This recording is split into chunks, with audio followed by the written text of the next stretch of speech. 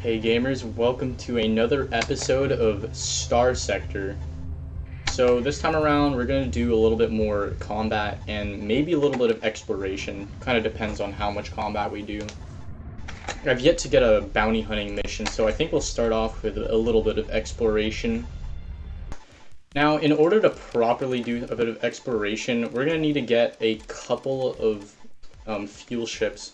That's because when we're going out to explore, it's really far away, and without any fuel ships, we will actually run out of fuel before we even get to our destination. Since we're not really going for salvage and we'll probably be doing lots of surveying, I'm just going to pick up the big Phaeton tanker. The Phaeton is really slow, unfortunately, so we'll no longer be able to run away from our fights. But we already have a Hammerhead destroyer, so I'm hoping that we can defend it with that pretty easily. So now we're ready to go. And basically what I'm going to do is I'm just going to go to the exploration tab of my intel, and I'm going to pick up pretty much all of the exploration contracts that we have here. So there are two relatively close to each other, so we're going to go ahead and pick these ones up. On our way out of the core systems, which are the planets that are actually inhabited, which are the ones in the center of the galaxy map, I actually got a mission to go analyze this domain era probe. Apparently it was around an asteroid belt in this pretty far away system, but we actually found it like when we entered through the jump point of this gas giant. It's right here, this domain era probe right here. Now what we're up against here are actually some of the really ancient ships. They're part of the lore in the game where basically there was this really old empire, kind of like the Roman Empire with how big they were. They pretty much owned like the whole galaxy and had a huge control, but they eventually fell apart. And basically where the game takes place is basically one of these provinces in this gigantic empire. And basically what this is one of the scouts, as what the probe is properly named, a domain era probe. The domain era being the time when this empire was in its golden age. Now these drones actually really suck, even though they look pretty dangerous. They have tons of debuffs because they're pretty old, and as well as the fact that they don't even have shields. So we're going to be able to defeat these guys pretty easily.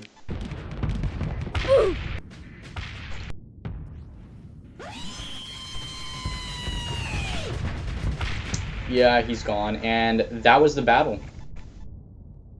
I probably could have soloed that, but it's been a while since I've done some serious combat, so I decided to play it safe. What we just found while picking through this wreckage is actually pretty important. We found a Gamma Core AI. There are 3 tiers of AI cores, the first being Gamma, the second being Beta, and the top tier being an Alpha Core. The AI cores are pretty useful as we can install them onto our planets that we colonize in the future. And these AI cores can actually boost the output of industries pretty good. The Gamma Core really isn't worth it to install on a planet, so we actually are going to sell this one. When we explored through that domain era probe, we actually found the location of a habitable world. We're going to go ahead and look at it. Turns out that habitable planet was actually an arid world. At least it was habitable, but it's not one of the best habitable planets in the game. I thought making the arid world our first surveyed planet would be pretty interesting. Habitable planets usually have some interesting features on them, so I'll go ahead and explain the features. So we'll need supplies, crew, and heavy machinery. The survey will actually take away our supplies, but it won't take away our machinery and crew. But we do need a certain amount of crew and machinery to actually check the planet out. Now, when I hit survey, it's going to go ahead and find the features of the planet. This lets us know kind of what's going on this planet, and if we were to colonize this planet, what resources this planet could actually produce. This planet isn't really anything too special. It can support all of 3 industries here, one being the organics industry, the ore industry, and transplutonic industry.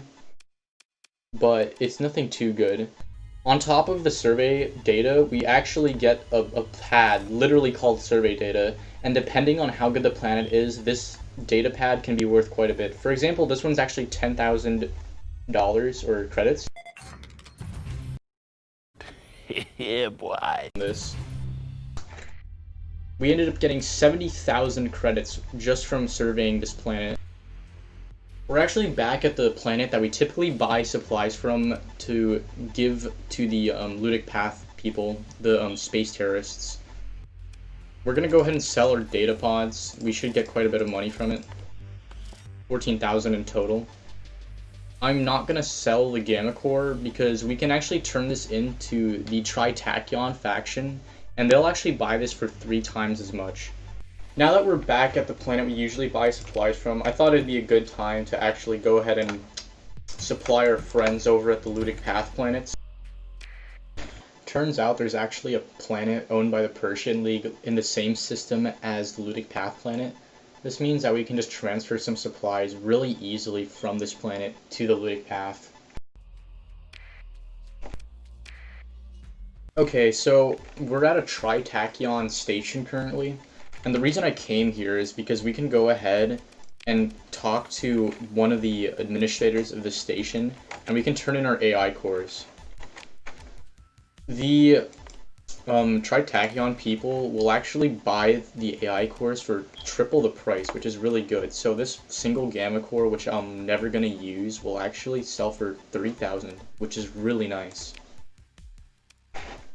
On the way here, I also picked up 4 new survey missions, so I'm going to go ahead and go to those planets real quick now. Before going on our journey to survey those new planets, I decided to pick up electronic warfare. This is because electronic warfare gives this thing called ECM rating. Basically, each ship has a certain ECM rating, and the more you have, the more you can actually reduce the weapon range of the enemy fleets. So I would typically deploy a hammer and 3 wolves and a lasher, and each wolf and a lasher has 1 ECM rating, and the hammer has 2, so that'd be minus 6% range on any enemy ship we encountered. So that's pretty good. I was not expecting that at all. This toxic world is probably one of the best planets for ores I've seen. It actually became a class 4 survey data pad, even though a toxic world could typically be just a level 1 or 2. This is quite the valuable planet, and we might actually colonize nearby if we have any habitable worlds nearby.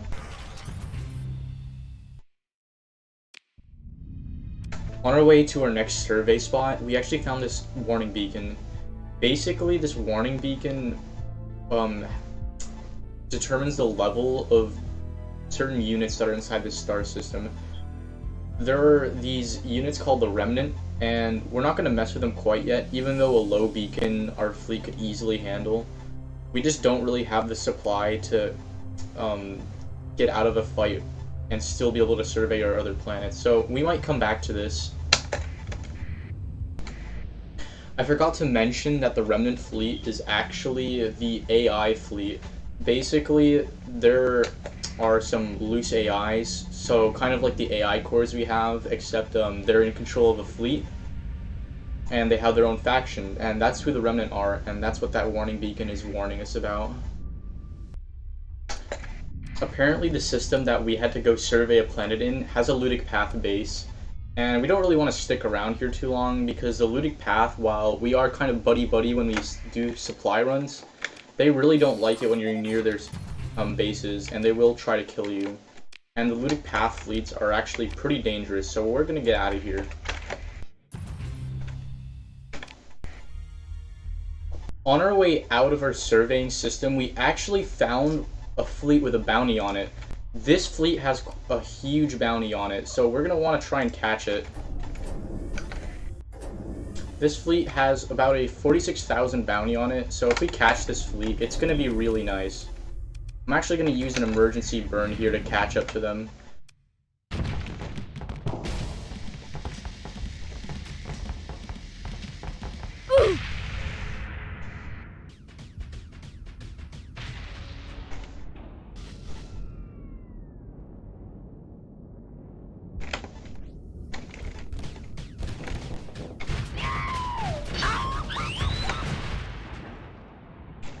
Just like that, LeBlanc is now gone.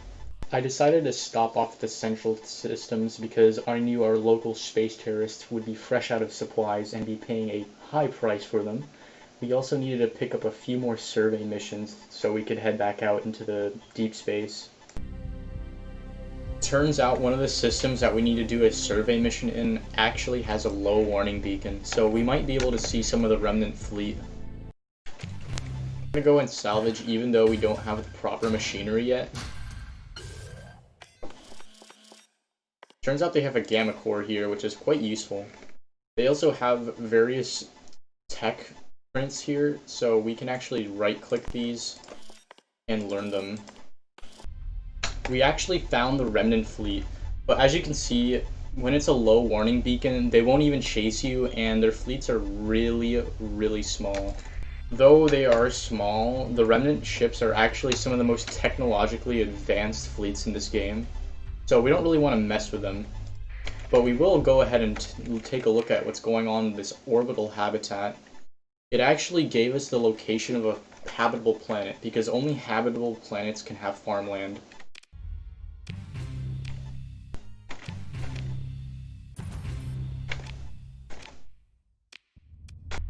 We found something out that was actually pretty big. There was a Terran world in this star system. Terran worlds are incredibly rare in this game, and just finding one like this early on means that we could actually colonize pretty early. I always like colonizing on the Terran worlds just because it was a kind of like a nice thing to do. I also found our domain probe that we had to go ahead and run a sensor package on. We gained 60,000 credits, but if we want to continue, we'll have to fight these drones. Still, even with this many drones, having no shields means that these drones are pretty much as good as one ship, so we're gonna go ahead and engage them in combat.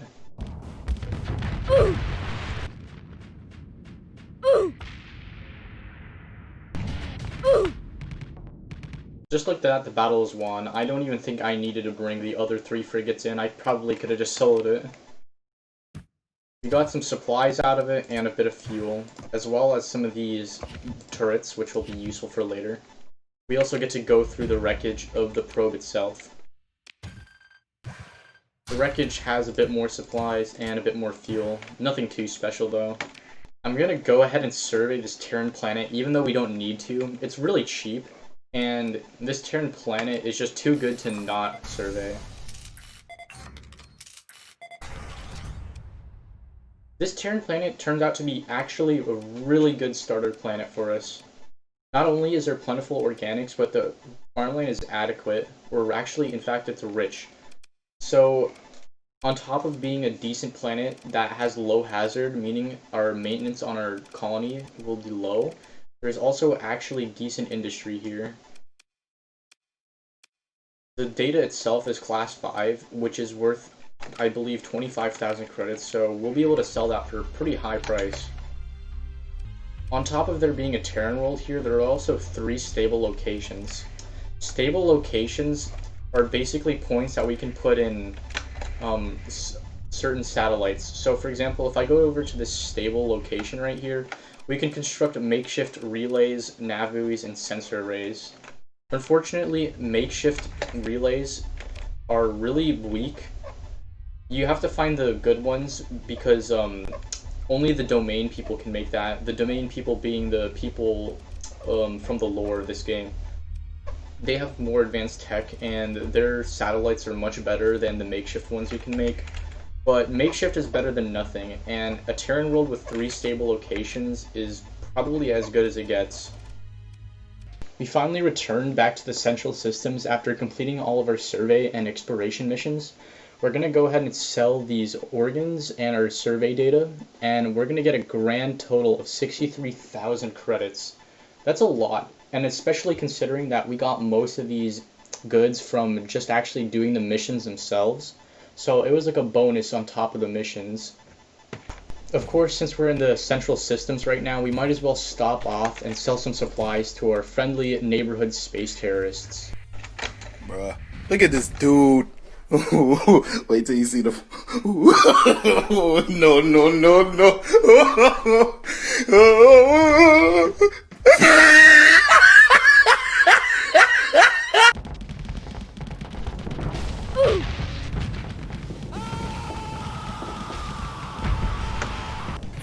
fast as fuck, boy. Still fast as fuck. Why are we still here? Just to suffer. Every night.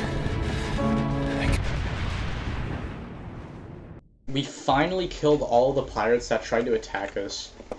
It was a really long battle, so all of our ships have pretty much no combat readiness.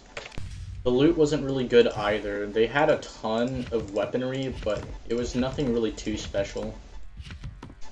I decided to take the metal since we were basically right next to a planet that we could sell it to. I'm going to cut this episode of Starsector right here. Next time we will be upgrading the fleet since we are sitting on a pile of credits. We should be able to take some more of the combat heavy missions after we upgrade our fleet, such as destroying stations and even bounty hunting. Soon enough we'll be ready to claim that Terran planet we found after we save up some more credits, since building industry is really expensive. If you like my content, consider subscribing as well as liking the video. I would highly appreciate it. And that's all. Later.